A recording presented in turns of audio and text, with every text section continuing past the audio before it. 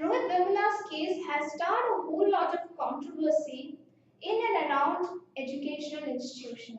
We have a discussion regarding Rohit Vemula's case. There have been a whole lot of cases of Dalit students getting discriminated are being reported by media. Do you think there is a kind of change or a trend that has started and media is being more responsive now? Actually, what I believe that media has to go through a cleansing process before it tries to be vocal on the caste issue. Because if we go how the Rohit Vemula suicide has been reported in the media, we see that Rohit Vemula has been named as a Dalit scholar in each and every media outlet. Yeah, true. That shouldn't have been done. Yeah. And I don't understand how a Dalit scholar's intellect differs from that of a Brahmin scholars. We are just castifying the intellect of a student. Very true. There is no intellectual autonomy now. It's decreasing day by day. It's very clear that we are still in 21st century, but still we are stuck in this narrow. Yeah, but the more painful thing is that even the media is also indoctrinated somehow indoctrinated or somehow colonized by this kind of thoughts. And it has been reflected in the media. And what he has observed is that most of the things have not been reported earlier. Yeah, true. It has been reported after this tragic controversy. We are as if we are waiting for the controversy or we are waiting for someone to die and such a situation should arise, then only we will report. It reflects the character of the media, the mindset of the media. Also, we see that the higher educational institution, they are getting constantly targeted by the political parties. Like as of now, we see it's very clear from Rohit Vemula's case that students are being a kind of, they are falling into the prey of this political parties. And political parties, they think that they can actually force their ideologies on the students, which is very wrong. Yeah, we have rightly observed that institutions of higher learning have actually been used, have long been used as mechanisms to deliver the political ideologies of the party which is in power. It's an old phenomenon. And in Rohit Vemula's case, we saw the ugliest results of what it can come up to.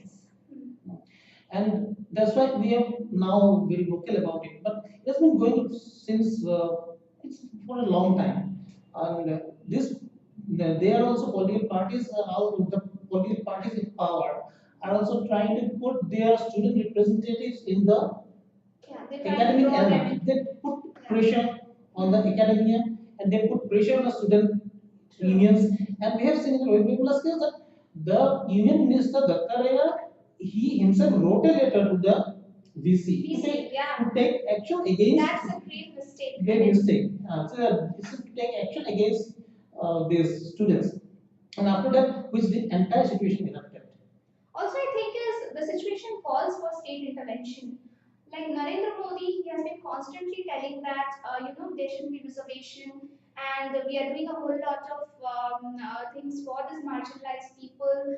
But it doesn't come. It doesn't come very clear. Yeah. He doesn't come fresh with that. And what I think is whatever he's saying in words needs to be implemented. What do you have to say about A state intervention in the correct manner. Exactly. In the right way. But state intervention has happened not in the right way but in the wrong way, as I have studied. Yeah, that's very true. It has happened in the wrong way. And when Narendra Modi comes up to implementation of what he said, of his promises, then he is not as good as when he lectures. True. And also, what we see that the faculty has to play a greater role in that. They need to encourage students, and they need to encourage a kind of transformative consciousness among students, so that identities doesn't get crushed in the institutions like Hyderabad University. So I think so that needs to be inculcated. Yeah, for that, they need a conducive environment. Yeah. The see the present at present context, the academia has to fight with many forces. The new force is the right wing fanaticism, the religious fanaticism is a new force that has arisen, apart from the other forces which are already there in a society. So the academia is facing a tough challenge. Yeah, true. And the society, in fact, the society needs to make the situation easier for them. Also, what I think is this faculty members they need to encourage a kind of academic community in the college so that students can enjoy their intellectual freedom. So that these cases of getting stigmatized, students going haywire, especially in Rohit Vemula's case, he's a recent scholar.